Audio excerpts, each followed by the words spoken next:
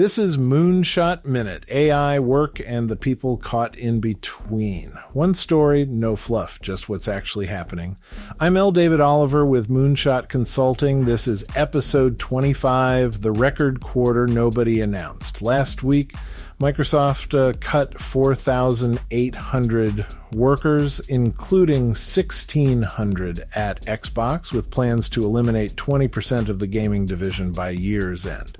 Their chief people officer released a statement that deserves to be read twice. She said, quote, "The roles eliminated today are not being replaced by AI. At the same time, what is true is that AI is changing how work gets done," unquote. Read that again. The roles aren't being replaced by AI. But AI is changing how work gets done. That's not a contradiction. That's a confession dressed as a clarification. Microsoft isn't alone. Cloudflare cut 20% of its workforce. The same quarter, it posted $639 million in revenue, up 34% year over year, the highest single quarter in company history. CEO Matthew Prince said the cuts targeted, quote, measurers, unquote, his word for middle management, finance, legal, and auditing. The people who check the work, not the people who build the product. The oversight layer, Coinbase, cut 700 people and announced it would experiment with, quote, one-person teams, unquote, engineers, designers, and product managers combined into a single role supported by fleets of AI agents.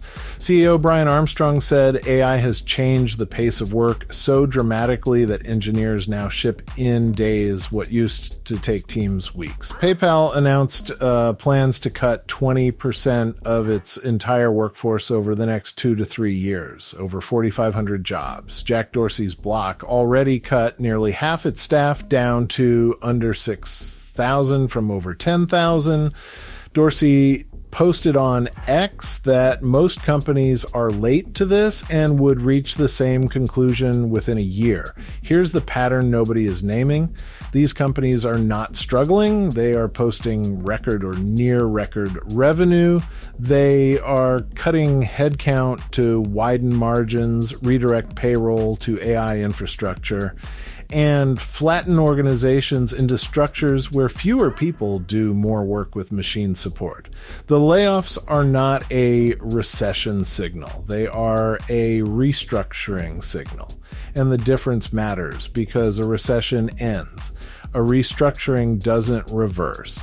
Here is what stands out from the weekend on X. One person nailed it. Juniors can't get hired because they lack experience. Seniors are getting laid off because AI is cheaper. Mid-level engineers are doing the work of 3 people, and companies still claim there's a talent shortage. The humor in the pain is real. Job seekers are fighting back creatively. Some are turning rejection notices into comedy threads. Others are building personal AI agents that auto-apply while they sleep. One engineer started a side hustle rating rejection emails for entertainment value. The machine is eating applications, but humans are turning the frustration into content and side income. Now, what to watch this week. Tuesday is one of the most loaded days of the year. 3 things land at once. The June CPI report drops at 8:30 in the morning. Major bank earnings from JP Morgan, Bank of America, Wells Fargo, Goldman Sachs, and Citigroup hit at the same time. And new Fed Chair Kevin Warsh delivers his first congressional testimony since being sworn in on May 22nd. His first time telling Congress what he thinks about inflation rates and the economy, inflation data, bank health, and Fed policy direction all converging in one morning. Wednesday adds producer prices, and Warsh continues on the Senate side. Thursday brings retail sales data, Taiwan semiconductor earnings, and Netflix. Here is why this matters for the people in the job market. If CPI shows inflation cooling, the pressure on the Fed to hold or hike rates eases. That changes corporate borrowing costs, that changes hiring budgets. If the banks report that companies are hoarding cash instead of investing, that tells you the freeze continues. And if Warsh signals anything about how the Fed views the labor market, that language will ripple through every hiring decision for the next quarter. The punchline, the uncounted, won't be mentioned in any of those reports. They never are. If you are a founder trying to hire through this restructuring and the talent you need is skeptical and selective, that is exactly what we do. Visit moonshotconsultingdc.com or send me a DM. That is your Moonshot Minute. The uncounted are getting louder. The question is whether anyone is listening. Hosted by yours truly, L. David Oliver, founder and CEO, Moonshot Consulting. Bye for now.